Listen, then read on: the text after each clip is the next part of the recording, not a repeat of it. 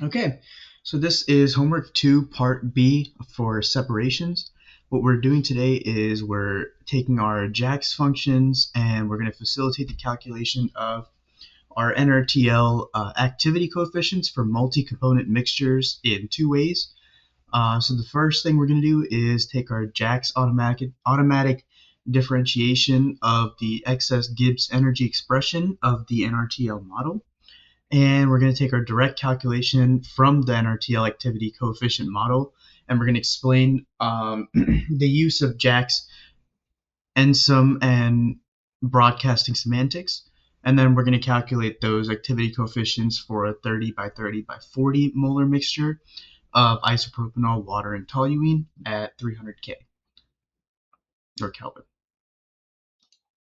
So I've already gone ahead and put our library, and I've already got our components put in where our library will take or it will pull data from the library.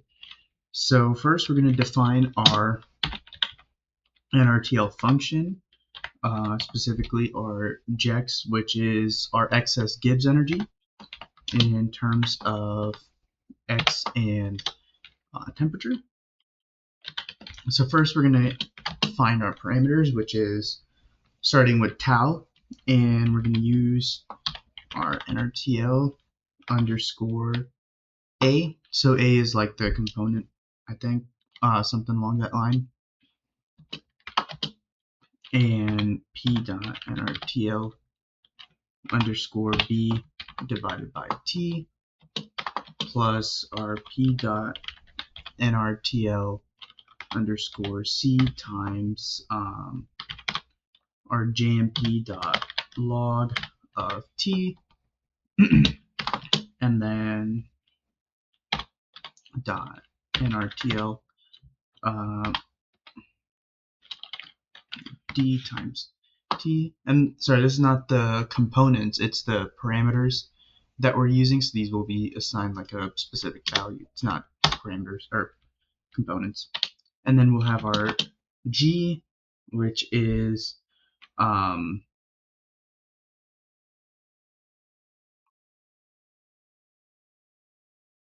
believe is JMP dot EXP, so negative P dot NRTL underscore alpha times tau.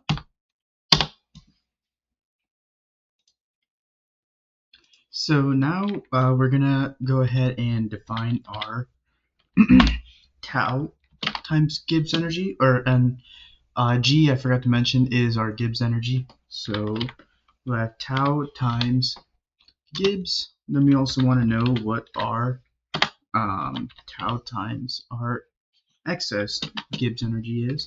And we'll use a different function here called ENSUM. I think that's how you pronounce it. And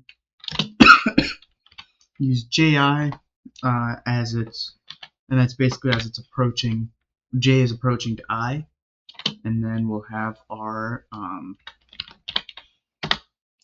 tau G, and then our X. And then we need to know what our excess Gibbs energy is, so we'll do pretty much the same thing.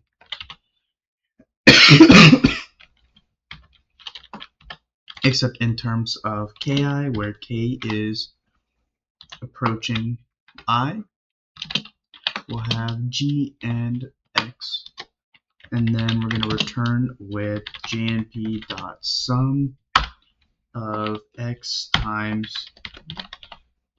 tau times our Gibbs excess energy and our just our tau times Gibbs. Now we're going to do the automatic differentiation part of this. So we start with JAX score grad, and we're going to use our JAX function dot grad. Almost right. In our TL, take our function, and then it's just 0.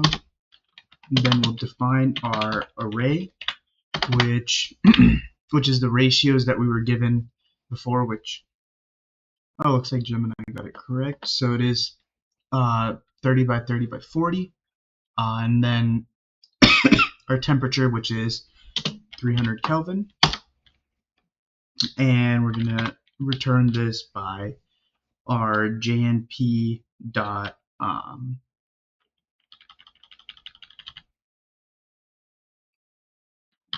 believe it's JAX. It's supposed to be EXP JAX underscore grad terms of X and T.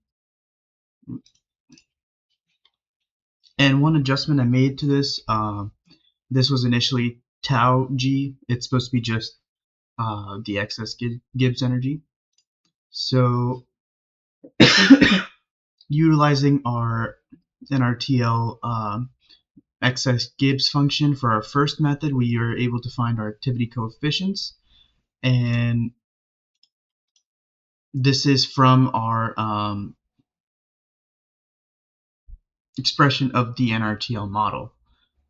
So our second way is going to be to directly calculate this from the NRTL activity coefficient model, and we're going to use enzyme again in broadcasting semantics.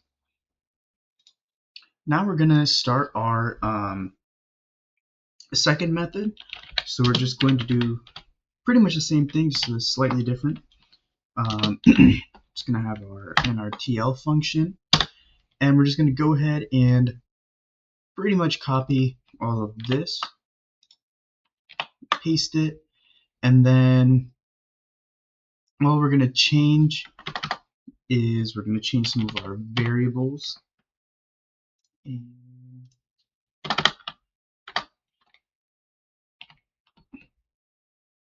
XG, I believe that's it. And then we're going to have our X tau GXG function, where we take our X tau G divided by our XG, and then we will return with JNP dot ensum of our X tau GXG equation plus, sorry, it's actually EXP, not ensum yet. Now it's going to be JNP dot ensum, where we'll have J and we'll have IJ approaching I believe, and then we'll have X and then G times tau G minus our X tau GXG none divided by XG, and then enter NRTL XT.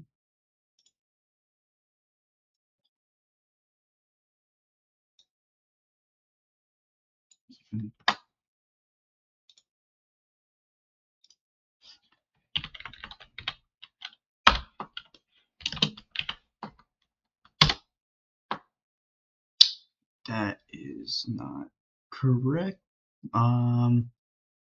Might be something to do here. Okay, so it's not tau G, it's just tau, and there we go. We found our activity coefficients through the direct method, and it matches exactly to our first method, which was the automatic differentiation. Yep. So I forgot to explain that these three numbers are based, or our activity coefficients are based off of our components. So 1.129 is isopropanol. Isopropanol's activity coefficient, 6.26 is water, and then 3.13 is toluene.